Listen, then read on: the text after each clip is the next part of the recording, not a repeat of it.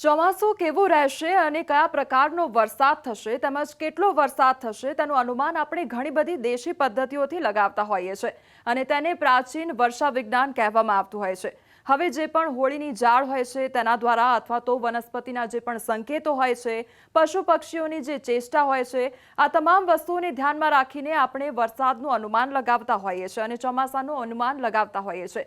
ખાસ કરીને ખેડૂતો અને જે પણ નિષ્ણાંતો હોય છે તે પણ એક મહત્વની જે પદ્ધતિ છે તે અપનાવતા હોય છે અને તેનું નામ છે ચૈત્રી દનૈયા। આને ખાસ કરીને ધ્યાનમાં રાખવામાં આવતું હોય છે જ્યારે પણ વરસાદનું અનુમાન લગાવવામાં આવતું હોય અથવા તો ચોમાસાનું અનુમાન લગાવવામાં આવતું હોય ત્યારે ખાસ નિષ્ણાંતો તેનું ધ્યાન રાખતા હોય છે। આ વર્ષની ખાસ કરીને વાત કરવામાં આવે તો 18 એપ્રિલથી આ જે ચૈત્રી દનૈયા છે તેની શરૂઆત થતી હોય છે। સૌથી પહેલા તેના પર નજર કરી લઈએ તો 18 એપ્રિલથી આ જે દનૈયા છે તેની શરૂઆત થાય છે, એટલે કે ચૈત્ર વદ પાંચમથી તેની શરૂઆત થાય છે અને તે ચૈત્ર વદ 13 સુધી ચાલશે, એટલે કે 26 એપ્રિલ સુધી આ દનૈયા ચાલશે અને તેની સાથે નક્ષત્ર પણ જોડાયેલા હોય છે। આ જે તમામ નક્ષત્રો છે તે જોડાયેલા હોય છે, 9 નક્ષત્રો, એટલે કે 9 દિવસ સુધી આ ચૈત્રી જે દનૈયા છે તે ચાલતા હોય છે। પરંતુ આપને એ પણ જણાવી દઉં કે તમામ લોકો આ જે દનૈયા જોવાની રીત હોય છે તે પણ અલગ અલગ હોતી હોય છે। કેટલાક લોકો 8 દિવસ સુધી આ દનૈયા જોતા હોય છે, કેટલાક લોકો 9 દિવસ સુધી આ દનૈયા જોતા હોય છે અને કેટલાક લોકો છે તે 10 દિવસ સુધી આ દનૈયા જોતા હોય છે। હવે તમને થતું હશે કે આ દનૈયા ઉપરથી કયા પ્રકારે વરસાદનું અનુમાન લગાવવામાં આવતું હોય છે। તો જ્યારે પણ દનૈયાની વાત નીકળતી હોય ત્યારે જે પરંપરાગત રીત છે તેમાં માનવામાં આવે છે કે જ્યારે પણ દનૈયામાં વરસાદ સારો થતો હોય તેનું અનુમાન કેવી રીતે લગાવવામાં આવતું હોય છે। તો જ્યારે પણ તાપમાન છે તે એકદમ સરખું જોવા મળતું હોય અથવા તો સામાન્ય તાપમાન જોવા મળતું હોય, આ સિવાય વાત કરીએ તો વાદળછાયું વાતાવરણ જોવા ન મળતું હોય અથવા તો હવામાન આપણને સાફ જોવા મળે, આકાશ આપણને સાફ જોવા મળે તો તેને સારું દનૈયું કહેવામાં આવતું હોય છે। બીજી તરફ આપણે વાત કરીએ તો કોને સારું દનૈયું ન ગણવામાં આવે, તો જ્યારે પણ ભેજવાળું વાતાવરણ છવાતું હોય છે અથવા તો વરસાદી માહોલ જામતો હોય છે, માવઠું પડી જતું હોય છે તો તેને ખરાબ દનૈયું કહેવામાં આવતું હોય છે, એટલે ત્યારે આપણને નબળો વરસાદ જોવા મળતો હોય છે। હવે દનૈયા સાથે કેટલા નક્ષત્રો અને કયા નક્ષત્રો જોડાયેલા છે તેના પર નજર કરીએ તો ચૈત્ર વદ પાંચમ 18 એપ્રિલે દનૈયાની શરૂઆત, એટલે કે પહેલું દનૈયું છે અને તેની સાથે મૃગશીર્ષ નક્ષત્ર જોડાયેલું છે।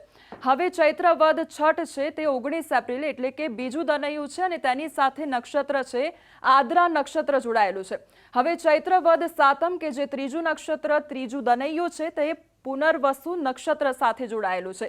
ચૈત્ર વદ આઠમ તે છે ચોથું દનૈયું અને તે પુષ્ય નક્ષત્ર સાથે જોડાયેલું છે। ચૈત્ર વદ નોમ તે છે પાંચમું દનૈયું અને તે અશ્લેષા નક્ષત્ર સાથે જોડાયેલું છે। એવી જ રીતે ચૈત્ર વદ દસમ કે જે છઠ્ઠું દનૈયું અને તે મઘા નક્ષત્ર સાથે જોડાયેલું છે। હવે છે ચૈત્ર વદ 11 કે જે સાતમું દનૈયું છે અને પૂર્વ ફાલ્ગુની નક્ષત્ર સાથે જોડાયેલું છે।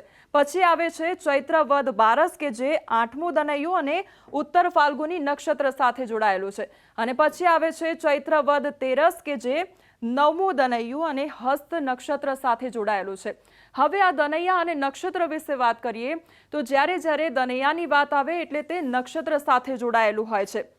હવે જે નક્ષત્ર હોય છે તે 15 દિવસના નક્ષત્ર હોય છે, એટલે કે જો તમારું દનૈયું સારું હોય તો પછી નક્ષત્ર પણ સારું ગણવામાં આવે છે અને જો દનૈયામાં જે સાફ વાતાવરણ જોવા મળ્યું હોય અથવા તો જે કહેવાય કે તાપમાન સરખું જોવા મળ્યું હોય તો તેના અનુસંધાને નક્ષત્રનું અનુમાન લગાવવામાં આવે છે અને તે પ્રમાણે વરસાદનું અનુમાન લગાવવામાં આવતું હોય છે। હવે તે પણ સમજીએ કે જો તમારું અહીંયા પહેલું દનૈયું છે ચૈત્ર વદ પાંચમ જે 18 એપ્રિલે છે અને પહેલું દનૈયું છે, હવે આ દનૈયું જો સારું રહે છે તો મૃગશીર્ષ નક્ષત્રને પણ સારું ગણવામાં આવે છે અને એટલા માટે આ દિવસોમાં જે 15 દિવસના નક્ષત્ર હોય છે આ દિવસોમાં વરસાદનો સંકેત સારો ગણવામાં આવે છે। જો દનૈયું સારું તો તમારું નક્ષત્ર સારું અને એ પ્રમાણે ચોમાસું એટલે કે વરસાદ પણ સારું રહેશે તે પ્રકારે અનુમાન લગાવવામાં આવતું હોય છે। હવે અનુમાન લગાવીએ કે બીજું જે દનૈયું છે ચૈત્ર વદ છઠ 19 એપ્રિલે બીજું દનૈયું છે અને તેનું નક્ષત્ર છે આદ્રા નક્ષત્ર।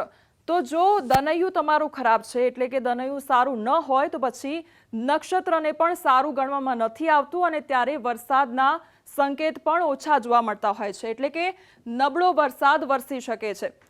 આમાં પ્રમાણે દનૈયા અને નક્ષત્રને એકસાથે જોડવામાં આવે છે અને જે પણ તમામ લોકો છે 8 દિવસ 9 દિવસ તેમજ 10 દિવસ આમ અલગ અલગ રીતે જે દનૈયા હોય છે તે જોતા હોય છે।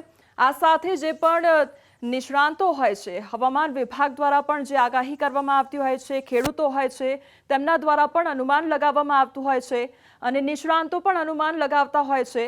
તો આ તમામ પદ્ધતિનો ઉપયોગ કરીને અનુમાન લગાવવામાં આવતું હોય છે।